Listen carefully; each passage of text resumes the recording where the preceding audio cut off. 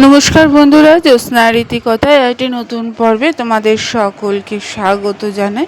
বন্ধুরা, আমাবুঝি চলছে। এই আমাবুঝি সবাই কি পালন করতে পারে?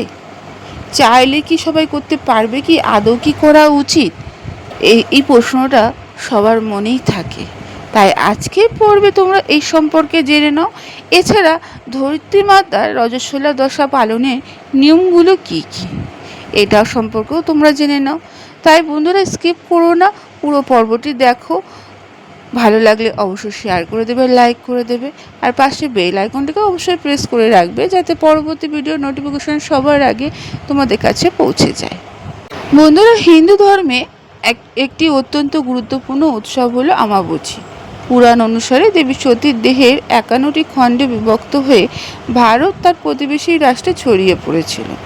সেই সকল জায়গায় গড়ে উঠেছে এক একটি সতীপীঠ।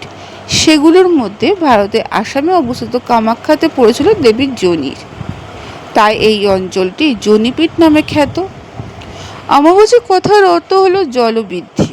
মৃগশিরা নক্ষত্রের চতুর্থ পদে সূর্য গমন করতে শুরু করলে আমাবুঝি হয়। 3 দিন ধরে চলে এই দশা।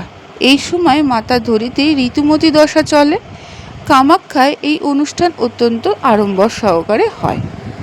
এই সময় পৃথিবী অশুচি দশায় থাকে বলে মনে করা হয়। তবে এই আমাবুঝি পালনের নিয়ম অনেক। যে কেউ চাইলে এইটি পালন করতে পারে না বন্ধুরা। সাধারণত বিধবা মহিলারা আমাবুঝি পালন করতে পারে।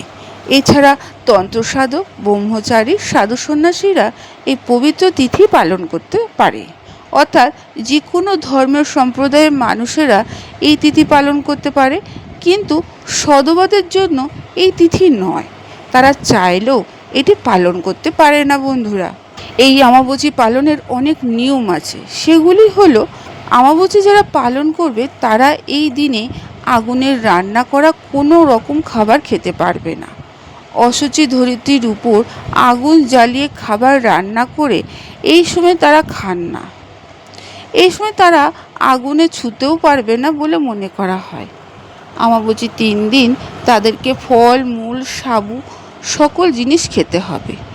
গ্যাস ওভেনে চাপিয়ে রান্না করা কোনো খাবার তারা খেতে পারবে না।